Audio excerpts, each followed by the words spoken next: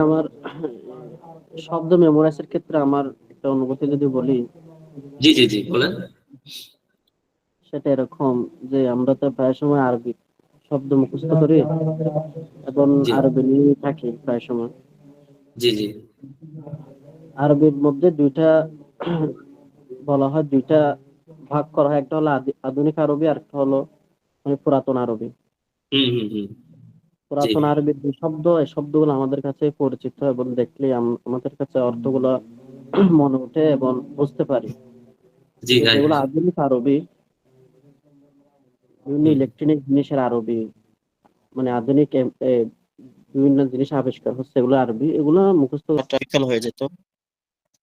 জি আলহামদুলিল্লাহ এখন এই টেকনিক অ্যাপ্লাই করার কারণে ওই আরবি গুলো এখন আমার কাছে অনেক সহজ লাগতেছে, আলহামদুলিল্লাহ।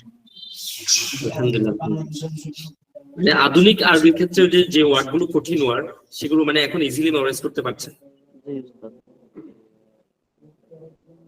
আলহামদুলিল্লাহ।